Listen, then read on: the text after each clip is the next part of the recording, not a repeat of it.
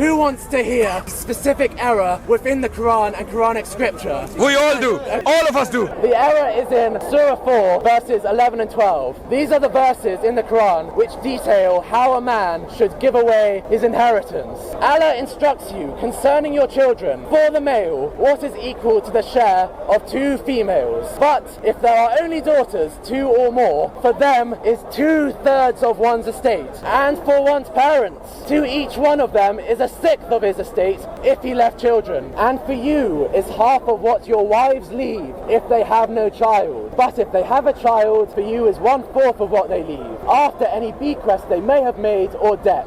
And for them, the wives, is 1/4 if you leave no child. But if you leave a child, then for them is 1/8 of what you leave. It is as impossible as if I told you all here today, give away half of your pizza to your brother, half of your pizza to your sister, and half of your pizza to your cousin. That's not what the Quran is saying. You can't do that. That is impossible. If I told you to do that, you would say to me, that's wrong. Amazing. Can we have a round of applause? This is an error in the Quran.